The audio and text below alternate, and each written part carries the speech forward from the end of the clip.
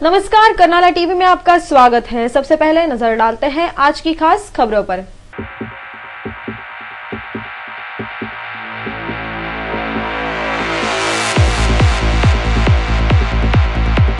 विधायक विवेक पाटिल के मांग के अनुसार मुख्यमंत्री पृथ्वीराज चव्हाण की अध्यक्षता में हुई बीएमटीसी कामगारों के साथ बैठक। बीएमटीसी कामगारों को न्याय मिलने के नजर आ रहे हैं आसार। पवना डैम के पानी को लेकर मावल में हुई गोलीबार की विधानसभा में सुनाई दी गूंज। एपीएमसी के व्यापारियों ने किया एफडीआई का विरोध और झोपड़ों का पुनर्वास किए जाने तक झोपड़पट्टी वासियों के घर रहेंगे आबादित। नगराध्यक्ष संदीप पाटिल ने दिया आश्वासन। मंगलवार को मुंबई पुणे एक्सप्रेस हाईवे पर मावल विभाग के किसानों ने पिंपरी चिंचवड़ एमआईडीसी को पवना डैम से दिए जाने वाले पानी के फैसले का सरकार का विरोध करने के लिए चक्का जाम किया। इस दौरान भीड़ पर काबू पाने के लिए पुलिस ने गोलियां चलाई, जिसमें 4 लोगों की मौत हो गई। इस गोलीबार की गूंज बुधवार को विधानसभा में भी सुनाई दी। पवना नदी का पानी पिंपरी चिंचवड़ एमआईडीसी को देने के सरकार के फैसले के खिलाफ मावल के किसान रास्ते पर उतर आए थे। मंगलवार को उन्होंने मुंबई पुणे एक्सप्रेसवे पर चक्का जाम किया। हालांकि आंदोलनकारियों को काबू में लाने के लिए बड़ी संख्या में पुलिस बल तैनात कर दिया गया था, मगर आंदोलनकारियों को काबू में करने का बहाना बनाकर पुलिस ने उन पर गोलीबारी की, जिसमें एक बच्चे और महिला सहित 4 लोगों की मौका वारदात पर ही मौत हो गई। इस गोलीबारी की गूंज विधानसभा में भी सुनाई दी। विधानमंडल के दोनों सदनों में विपक्ष ने हंगामा करते हुए इस प्रश्न पर चर्चा करने की मांग सरकार से की, मगर विधानसभा अध्यक्ष और विधानसभा के सभापति ने दैनंदिन कामकाज शुरू करने की घोषणा की। इस घोषणा के बाद विरोधी दल के सभी विधायकों ने कड़ी आपत्ति जताते हुए दोनों सदनों के कामकाजों को रद्द कर इस विषय पर अगर चर्चा नहीं शुरू की गई तो सभागृह का काम चलने नहीं देंगे, ऐसी चेतावनी दी। विपक्ष के आक्रामक तेवर देखने के बाद विधानसभा अध्यक्ष दिलीप वलसे पाटिल ने दैनंदिन कामकाज स्थगित कर उपरोक्त गंभीर मसले पर चर्चा शुरू की। बुधवार को विधायक विवेक पाटिल, मीनाक्षी पाटिल, धैर्यशील पाटिल और गणपतराव देशमुख आदि सहित शिवसेना, बीजेपी एवं मनसे इन सभी विपक्षी दलों के विधायकों ने स्थगन प्रस्ताव प्रस्तुत किया था, जिसमें शेकापक्ष के विधायकों ने सरकार को सूचित किया था कि बेकसूर किसानों का खून करने वाली वर्तमान कांग्रेस सरकार जनता को इस मामले में जवाब दे। इस स्थगन प्रस्ताव पर विधानसभा के निचले सदन में जोरदार बहस हुई, जिसमें सरकार की तरफ से बोलते हुए विधायक शशिकांत शिंदे ने बताया कि प्रकल्प बाधितों को नौकरी में समाविष्ट करने के बारे में किसी भी प्रकार का कानून न होने के बावजूद भी हम प्रकल्प बाधितों को नौकरी में अग्रक्रम देते आए हैं। शशिकांत शिंदे के इस बयान पर कड़ी आपत्ति जताते हुए विधायक विवेक पाटिल ने उन्हें सूचित किया कि प्रकल्प बाधितों को नौकरी में अग्रक्रम देने के बारे में महाराष्ट्र में कानून बनाया गया है। कृपया विधायक महोदय इस बात को जान ले और गलत बयान न करे। विधायक विवेक पाटिल द्वारा आपत्ति जताने के बाद विधायक शशिकांत शिंदे ने इस बात को माना और अपनी गलती को सुधारते हुए निवेदन किया कि इस तरह का कानून 1976 में लागू कर दिया गया है, लिहाजा मैं अपना बयान वापस ले रहा हूं। श्री पाटिल के इस अभ्यासपूर्ण आपत्ति से सत्तापक्ष के विधायक किस तरह से लोगों के आंखों में धूल झोंक रहे हैं, इसकी मिसाल देखने को मिली है। मुंबई विधानमंडल से कर्नाला टीवी के लिए नीलेश म्हात्रे की रिपोर्ट। दूसरे की अंगीठी पर रोटियां सेकने वाले विधायक प्रशांत ठाकुर इस बार भी पीछे नहीं रहे। शैक्षणिक शुल्क नियमन बिल पारित करने में हमारा बहुत बड़ा योगदान है, ऐसा ढिंडोरा पीटना प्रशांत ठाकुर ने शुरू किया। किसी और की जुबानी अपनी पीठ खुद ही थपथपाने वाले प्रशांत ठाकुर ने अपनी ही समाचार पत्रिका राम प्रहर के माध्यम से कुछ लोगों के बयानों को छपवा कर ये आभास निर्माण करने का प्रयास किया कि जनता उनके कार्य की कितनी प्रशंसा कर रही है, जबकि हकीकत हम आपको बता दें कि क्या है। राज्य में शिक्षा माफियाओं की मनमानी से अभिभावक परेशान हैं। शिक्षा माफिया अपनी जेबें भरने के लिए केवल अभिभावकों के ही नहीं बल्कि विद्यार्थियों के जीवन के साथ भी खिलवाड़ कर रहे हैं। उनकी इसी मनमानी के खिलाफ समूचे राज्य में अभिभावकों ने आंदोलन भी किए और इन आंदोलनों की गूंज विधानसभा में भी सुनाई दी। शिक्षा विशेषज्ञ और अभिभावकों ने तमिलनाडु की तर्ज पर शिक्षा शुल्क नियंत्रण कानून बनाने की मांग सरकार से की थी, जिसके मुताबिक 3 अगस्त 2011 को विधानसभा में शैक्षणिक शुल्क नियमन विधेयक पारित किया गया। हालांकि इस विधेयक पर चर्चा हुई तब इस चर्चा में सभी राजनीतिक दलों के विधायक शामिल हुए थे। प्रशांत ठाकुर भी इसमें चर्चा के लिए उपस्थित थे, मगर जितनी बार इस विधेयक पर चर्चा हुई उतनी बार यह विधायक महोदय बैठक में चुप्पी साधे हुए थे। इस बिल पर चर्चा करने के लिए जो 7 बैठकें बुलाई गई थी उनमें तो उन्होंने मौन व्रत धारण कर लिया था। मगर 3 मई 2011 को जो बैठक बुलाई गई थी, उस बैठक में तो इन मौनी बाबा ने मौन व्रत तोड़कर गरीब अभिभावकों के पक्ष में बोलने के बजाय शिक्षा माफियाओं की तरफदारी की थी। कुल मिला के शैक्षणिक शुल्क नियमन विधेयक मंजूर कराने में शेका पक्ष के विधायक गणपतराव देशमुख, बीजेपी विधायक देवेंद्र फडणवीस, मनसे विधायक बाला नांदगांवकर आदि ने अहम भूमिका निभाई थी। यहाँ तक कि शिक्षा मंत्री राजेंद्र दर्डा की भूमिका भी इस मामले में महत्वपूर्ण रही थी। मगर दूसरे की अंगीठी पर रोटियां सेकने वाले विधायक प्रशांत ठाकुर इस बार भी भला पीछे कैसे रह सकते थे। शैक्षणिक शुल्क नियमन बिल पारित करने में हमारा बहुत बड़ा योगदान है, ऐसा ढिंडोरा पीटना प्रशांत ठाकुर ने शुरू किया। किसी और की जुबानी अपनी पीठ खुद ही थपथपाने वाले प्रशांत ठाकुर ने अपनी ही समाचार पत्रिका राम प्रहर के माध्यम से कुछ लोगों के बयानों को छपवाकर यह आभास निर्माण करने का प्रयास किया कि जनता उनके कार्य की कितनी प्रशंसा कर रही है, जबकि हकीकत हम आपको बता चुके हैं। शिक्षा माफियाओं का पक्ष लेकर विधानसभा में इस बिल पर चर्चा करने वाले विधायक प्रशांत ठाकुर आज भले ही इस बिल के पारित हो जाने के बाद लोगों को असमंजस में डाल रहे हो, लेकिन भाई प्रशांत ठाकुर, यह पब्लिक है, सब जानती है। मुंबई विधानमंडल से करनाला टीवी के लिए नीलेश म्हात्रे की रिपोर्ट। झोपड़पट्टी वासियों को गुमराह करके उनमें गलतफहमियां फैलाने वाले कांग्रेसी नेताओं ने जो घिनौनी चाल चली है, उसका नगराध्यक्ष संदीप पाटिल ने विरोध किया है। बुधवार को नगराध्यक्ष संदीप पाटिल ने झोपड़पट्टी वासियों की एक बैठक बुलाई थी, जिसमें उन्होंने झोपड़पट्टी वासियों को आश्वस्त किया कि जब तक उनका पुनर्वास नहीं किया जाता, तब तक उनके झोपड़े आबादित रहेंगे। उल्टा चोर कोतवाल को डांटे, यह कहावत तो आपने सुनी ही होगी। वर्तमान पनवेल कांग्रेस के नेता इसी कहावत पर अमल करते दिखाई दे रहे हैं। हम बात कर रहे हैं झोपड़पट्टी पुनर्वास की। जब नगराध्यक्ष पद पर जय म्हात्रे विराजमान थे, तब यह निर्णय लिया गया था कि जब तक झोपड़पट्टी वासियों का पुनर्वास नहीं किया जाता, तब तक उनके झोपड़ों को हाथ भी नहीं लगाया जाएगा। इस निर्णय के अनुसार सिडको से झोपड़पट्टी वासियों के लिए प्लॉट भी उपलब्ध कराया गया और रेलवे मालधक्का परिसर में विधायक विवेक पाटिल की अध्यक्षता में कार्यरत करनाला चैरिटेबल ट्रस्ट द्वारा लगभग 35 लाख रुपयों की लागत से झोपड़पट्टी वासियों को वैकल्पिक घर मुहैया कराए गए। हालांकि इस दौरान निर्माणाधीन फ्लाईओवर के कारण कुछ झोपड़पट्टी वासियों पर स्थलांतर की गाज गिरने वाली थी, लेकिन जैसे गठबंधन की भूमिका रही है कि जब तक इन झोपड़पट्टी वासियों का अच्छी तरह से पुनर्वास नहीं किया जाता, तब तक उनके झोपड़े नहीं हटाए जाएंगे। मगर लोगों में गलतफहमियां फैलाकर उन्हें उकसाने वाले पनवेल कांग्रेस के नेताओं ने यह अफवाह फैलाई कि झोपड़पट्टी वासियों को उनके घरों से खदेड़ा जाएगा। अपने निजी चैनल के माध्यम से इस बात का ढिंडोरा भी पीटा गया और कुछ झोपड़पट्टी वासियों को गुमराह कर पालिका के खिलाफ बयानबाजी भी की। इस पूरे मामले के बाद नगराध्यक्ष संदीप पाटिल ने पालिका सभागृह में झोपड़पट्टी वासियों की एक बैठक बुलाई और सभी झोपड़पट्टी वासियों को आश्वस्त किया कि जब तक उनका पुनर्वास कर उन्हें बुनियादी सुविधा मुहैया नहीं कराई जाती, तब तक उनके झोपड़े आबादित रहेंगे। तुम्ही ज्या पद्धतीने आल्यात ना, पहिली मनातली भूमिका तुमची काढून टाका की तुमच्या झोपड्या कोण काढायला येणार आहे। तो जो कोण काल कॉन्ट्रॅक्टरनी पाठवलं ते नगरपालिका, पहिली गोष्ट म्हणजे नगरपालिकेचा कॉन्ट्रॅक्टची काही संबंध नाहीये।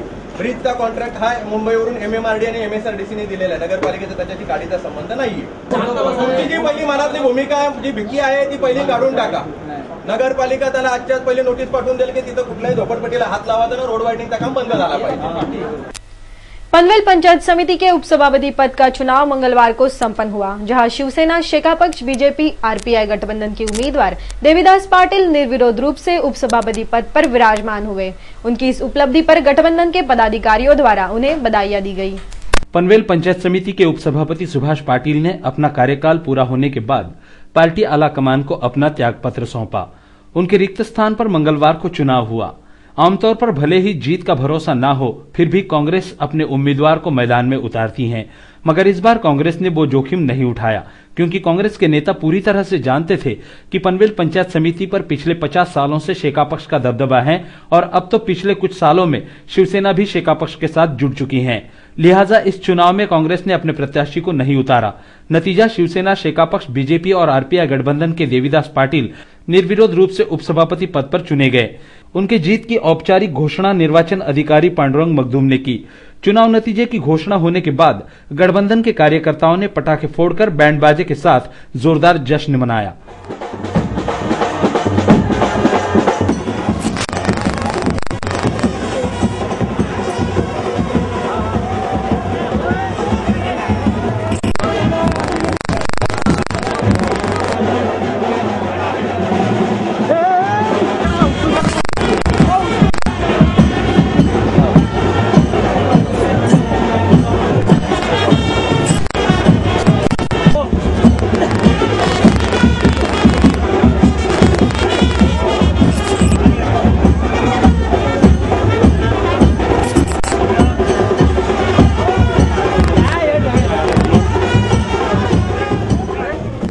चुनाव परिणाम के बाद नवनिर्वाचित उपसभापति देवीदास पाटिल ने शिवसेना जिला प्रमुख बबनदादा पाटिल, शेका पक्ष के जिला सचिव बालाराम पाटिल, आरपीआई के जिला अध्यक्ष जगदीश गायकवाड़ आदि से मिलकर उनके आशीर्वाद लिए। इस अवसर पर शिवसेना, शेका पक्ष और आरपीआई के पदाधिकारियों सहित गठबंधन के कार्यकर्ताओं ने नवनिर्वाचित उपसभापति देवीदास पाटिल को बधाइयां दी।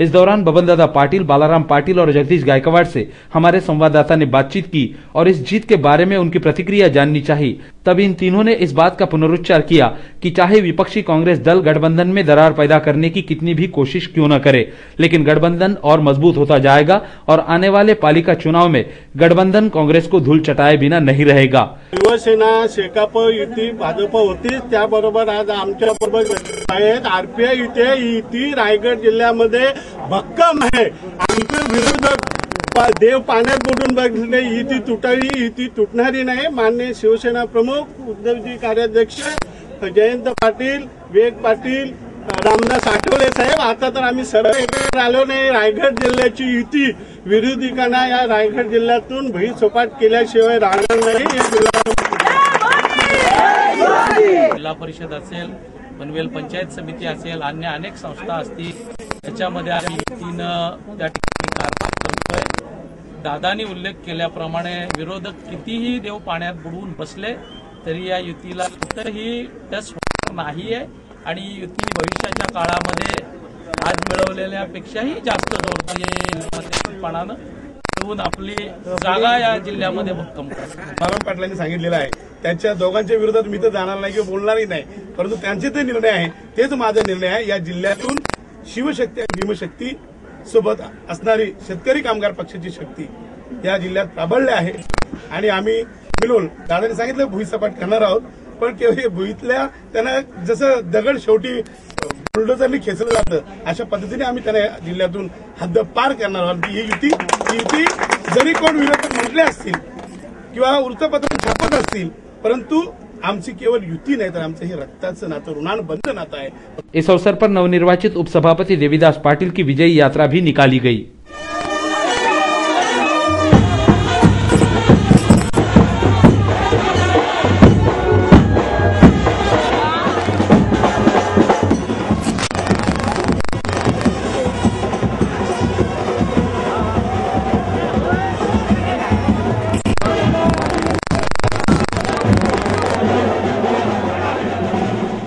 कुल मिला के पंचायत समिति के उपसभापति पद के चुनाव में विरोधियों के मंसूबों को धराशायी कर फिर एक बार शेका पक्ष शिवसेना गठबंधन ने पंचायत समिति पर अपना वर्चस्व कायम रखा है।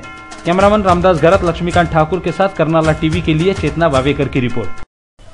अब वक्त एक छोटे से ब्रेक का, कहीं भी मत जाइएगा, हम फिर हाजिर होते हैं। देखते रहिए करनाला टीवी।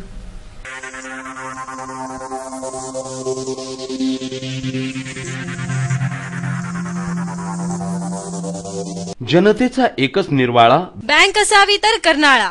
कर्नाळा नागरी सहकारी बँक संपूर्ण कोकण विभागात सहकारी बँकेचा प्रथम क्रमांक मिळवून यशाच्या अत्युच्च शिखरावर आरूढ झालेली, ग्राहकांच्या विश्वासास पात्र असलेली रायगड जिल्ह्यातील एकमेव अग्रगण्य बँक कर्नाळा नागरी सहकारी बँक। केवळ 14 वर्षांच्या काळात यशाची गगनभरारी घेणाऱ्या बँकेच्या ठेवी 255 कोटींच्या वर, स्थापनेपासून रिझर्व्ह बँकेच्या निकषानुसार ग्रेड 1 आणि वैधानिक लेखा परीक्षणात अवर्ग दर्जा कायम राखलेली जनतेच्या विश्वासाची बँक कर्नाळा नागरी सहकारी बँक। भांडवल पर्याप्ततेचे प्रमाण 13.2%, बँकेचा निव्वळ नफा 3 कोटींच्या वर, एनपीएचे प्रमाण 6.19%, मुदत ठेवी अर्थात डिपॉझिट्सवर आकर्षक व्याज। दिनांक 1/8/2011 पासून मुदत ठेवीवरील आकर्षक व्याज दर 15 ते 45 दिवस 5.50%, 46 ते 90 दिवस 6.75%, 91 ते 180 दिवस 8%,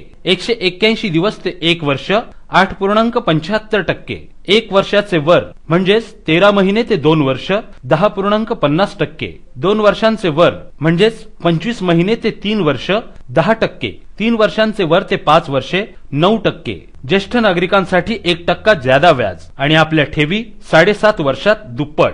कर्जासाठी सुयोग्य मार्गदर्शन आणि बँक लॉकर्सची ही सेवा उपलब्ध. त्याचबरोबर वीज ग्राहकांची दगदग मिटविण्यासाठी आम्ही सुरू केले आहे वीज बिल भरणा काउंटर. बँकेने सुरू केली आहे सोने तारण कर्ज योजना. दर साल दर शेकडा 11% व्याजाने. Maharashtra state cooperative bank association मुंबईद्वारे बँकेला मिळाले आहे पहिले व दुसरे पारितोषिक. त्यामुळेच बँकेच्या प्रगतीत मानाचा तुरा खोवला गेला आहे.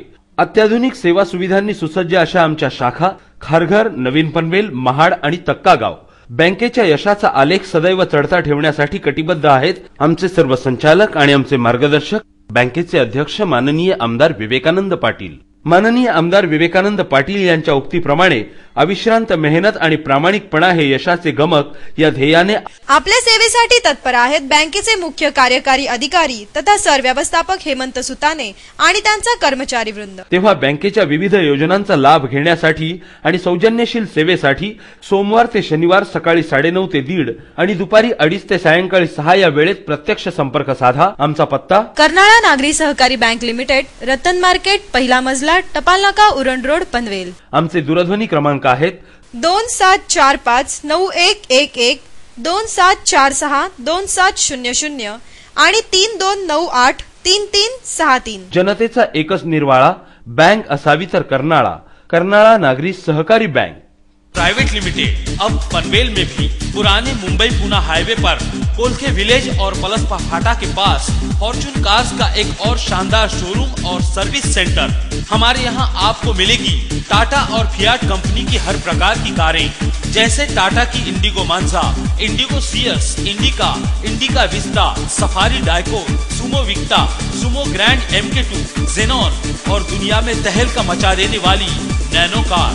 वही फियाट की पुंटो और लिनिया गाड़ी भी हमारे यहाँ उपलब्ध है. फॉर्च्यून कार्स ने अब शुरू किया है अपना सर्विस सेंटर भी, जहां तजुर्बेकार मैकेनिक्स के जरिए आपके गाड़ी के हर पुर्जे की जांच कर हम आपको प्रोवाइड करेंगे सर्वोत्तम सर्विस. तो देर किस बात की, अपने और परिवार के सपनों को साकार करने के लिए फौरन आइए हमारे पास. आपके सपनों को साकार करने का वादा फॉर्च्यून कार्स का यही है इरादा.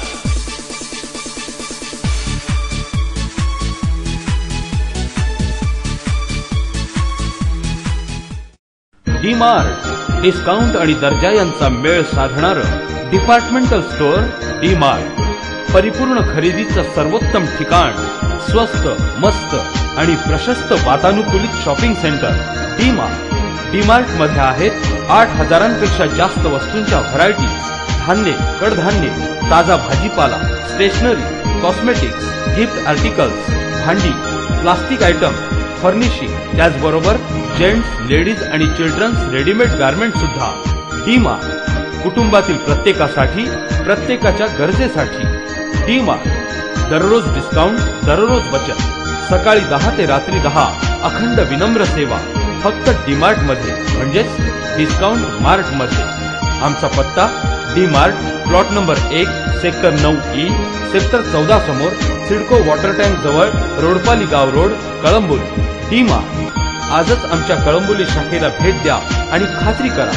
संपर्क नंबर 9167307580, म्हणजेच 9167307580. आमची शाखा नवीन पनवेल मध्येही कार्यरत आहे. डी-मार्ट. जनहिताचा निर्वाळा दैनिक कर्नाळा. पनवेल, रायगड आणि नवी मुंबईसह आसपासच्या घडामोडींचा वेध घेणारं आपल्या हक्काचं व्यासपीठ दैनिक कर्नाळा. कला, क्रीडा, समाजकारण, राजकारण, अपराध जगत इत्यादी क्षेत्रातील ताज्या घटनांचं प्रतिबिंब दैनिक कर्नाळा. आपल्या भावभावनांचं दर्पण आणि आपल्या हक्काचा आवाज दैनिक कर्नाळा.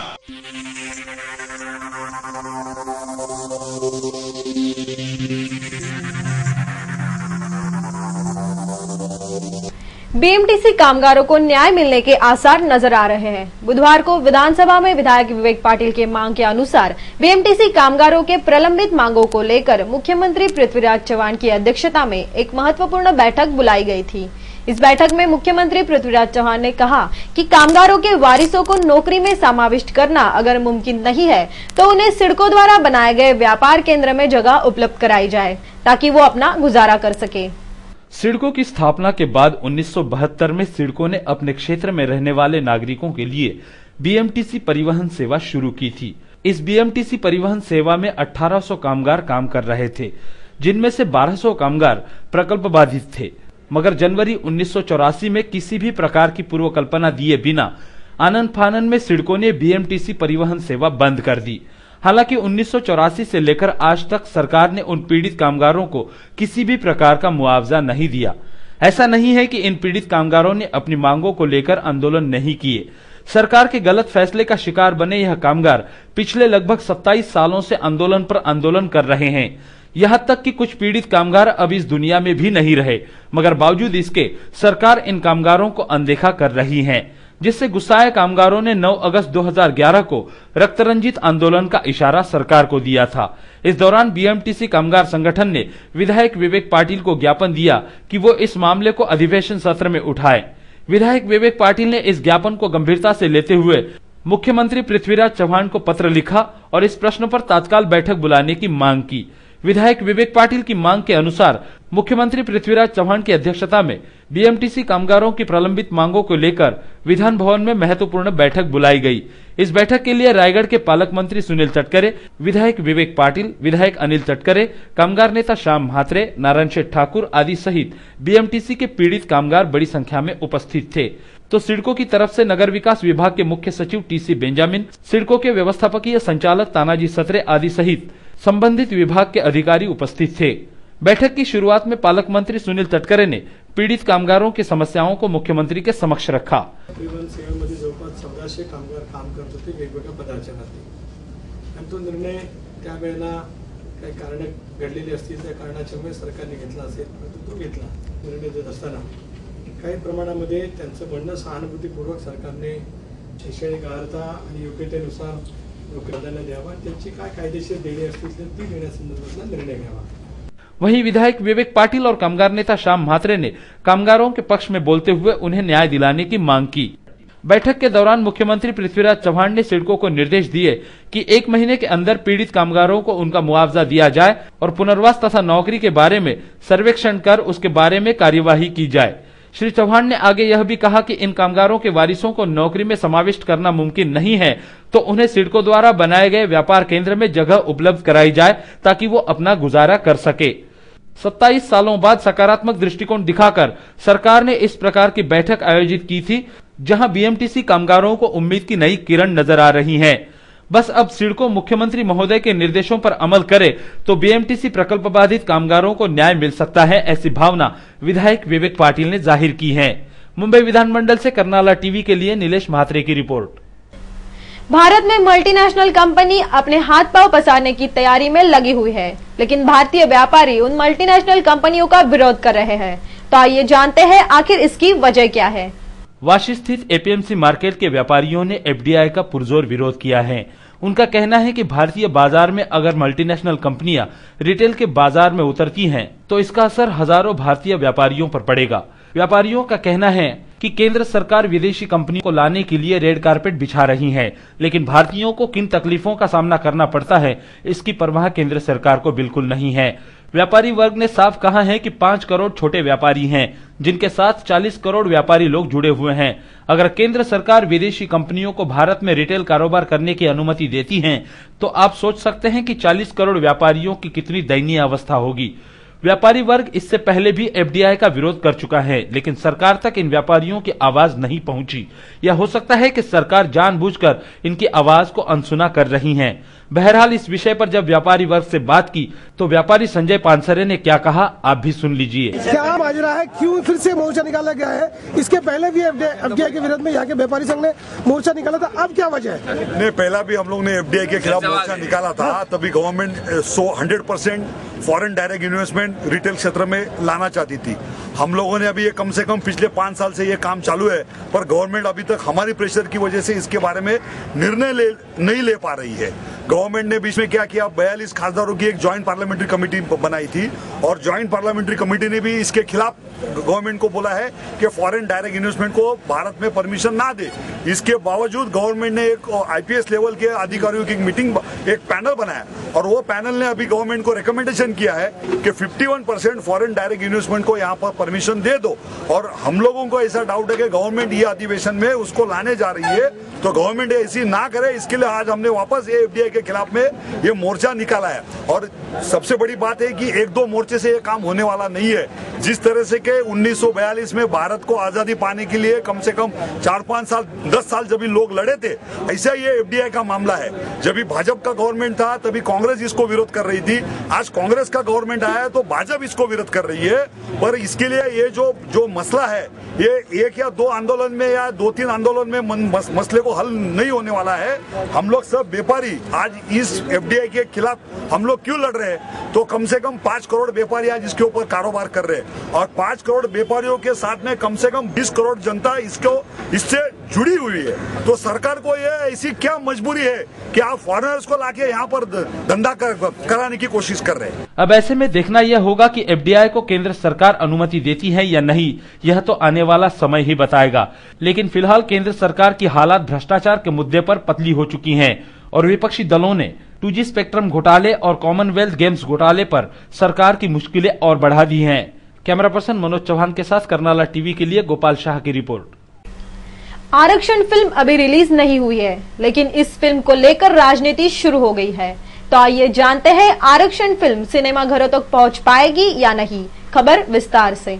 दिग्दर्शक प्रकाश झा द्वारा बनाई गई आरक्षण फिल्म को लेकर RPI के नेता रामदास आठवले अपनी नाराजगी जता चुके हैं, जिसका नतीजा ये है कि RPI के कार्यकर्ताओं ने नवी मुंबई के थिएटर मालिकों को निवेदन सौंपा है कि प्रकाश झा की फिल्म आरक्षण थिएटर में न लगाए। इस फिल्म को लेकर काफी बवाल मच चुका है। हालांकि फिल्म आरक्षण को इससे अच्छी खासी पब्लिसिटी मिली है। इस विषय पर हमारे प्रतिनिधि ने RPI के कार्यकर्ता महेश खरे से बात की। चाहेंगे कि आरक्षण फिल्म पर विरोध दर्शाया जा रहा है, आखिर उस फिल्म में ऐसी क्या बात है जिसकी वजह से दलित वर्ग का दिल दुखी हो रहा है या कुछ परेशानी हो रही है, दिक्कत हो रही है, आखिर उसमें ऐसा क्या है? ऐसा वो ट्यूटोरियल पे बता रहे हैं कि जो रिजर्वेशन की बात आती है, जो जनरल कैटेगरी को एग्जाम देना पड़ेगा, बाद में OBC को पेपर लिखना पड़ेगा, उसमें SC को खा के विजिट देना पड़ेगा, इस तरह के जो ट्यूटोरियल बता रहे हैं उससे समाज में एक भावना भड़कने जैसी है। और हमने तो फिल्म देखी नहीं, लेकिन आरक्षण के मुद्दे पर हमारे नेता रामदास आठवले ने कहा है जब तक हमारे को फिल्म नहीं दिखाएंगे तब तक हमें महाराष्ट्र में फिल्म चलने देंगे नहीं, ऐसा हमारे नेता का आदेश है। तो उस तरह से हम लोग चाहते हैं कि नवी मुंबई में किसी भी तरह से दंगा पसंद नहीं होनी चाहिए। रिजर्वेशन के बारे में अगर कोई गलत होगा तो थिएटर में एक पिक्चर दिखाने को हमारा विरोध रहेगा। फिलहाल देखना यह होगा कि RPI के मांगों का कितना सम्मान थिएटर मालिक करते हैं। इन बातों की सही जानकारी फिल्म रिलीज के बाद ही मिलेगी।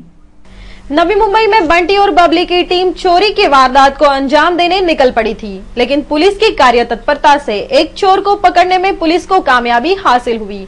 आखिर कौन है ये बंटी और बबली और क्या कह रही है पुलिस इस विषय में, देखते हैं खबर के जरिए। बंटी और बबली फिल्म आपने देखी होगी।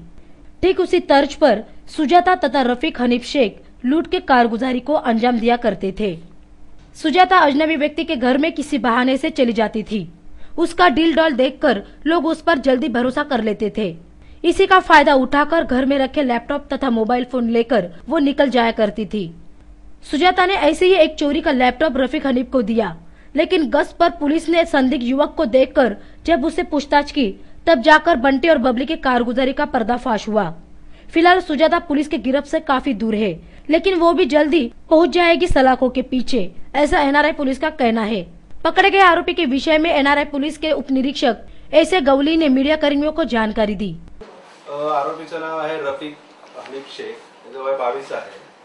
हा जो आहे यांची MOB आहे की त्याच्याबरोबर त्याची एक पत्नी आणि अजून एक लेडीज आहे। यांची MOB आहे की मोकळं जे घर आहे, कुठेही एखाद्या अपार्टमेंट मध्ये एखादं मोकळं दरवाजा कुठे उघडा वगैरे असेल तर त्यामध्ये ते जातात आणि त्यामध्ये जे काही त्यांना मिळेल ते उचलून तिथून सटकायचं आणि त्या अशी त्यांची MOB आहे। आणि लेडीज असल्यामुळे आपण कोणी विचारत नाही त्यांना, काय नाही। हे सध्या दिवागाव मध्ये राहतात आणि आता त्याला पकडण्यात आलं की कुठे गुन्हा घडवत होता तो. ताज हाईट्स म्हणून आपल्याकडे सेक्टर 50 ला बिल्डिंग आहे, तिथे ते 3ऱ्या मजल्यावरती गेले तर मकसद मोहम्मद भोंबळ अशी व्यक्ती आहे, त्याचे मिसेस आतमध्ये नमाज पढत असताना दरवाजा उघडा राहिलेला होता, तर त्याच्या आतमध्ये घुसून त्यांनी लॅपटॉप उचलला आणि खाली आले. आता काय रिकव्हर करण्यात आलं त्यांच्याकडून?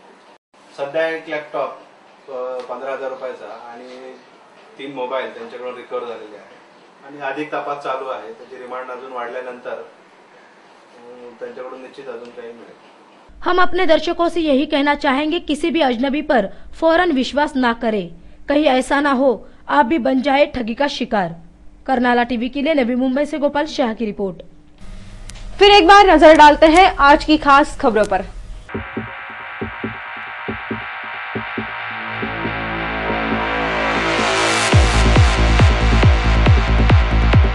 विधायक विवेक पाटिल के मांग के अनुसार मुख्यमंत्री पृथ्वीराज चव्हाण की अध्यक्षता में हुई बीएमटीसी कामगारों के साथ बैठक। बीएमटीसी कामगारों को न्याय मिलने के नजर आ रहे हैं आसार। पवना डैम के पानी को लेकर मावल में हुई गोलीबार की विधानसभा में सुनाई दी गूंज। एपीएमसी के व्यापारियों ने किया एफडीआई का विरोध और झोपड़ों का पुनर्वास किए जाने तक झोपड़पट्टी वासियों के घर रहेंगे आबादित। नगराध्यक्ष संदीप पाटिल ने दिया आश्वासन। आज के लिए बस इतना ही। करनाला टीवी के बारे में आपकी कोई राय या सुझाव हो या फिर आप कोई खबर देना चाहते हैं तो आप हमें 27457338 इस नंबर पर संपर्क कर सकते हैं। आपसे फिर मुलाकात होगी, तब तक के लिए नमस्कार।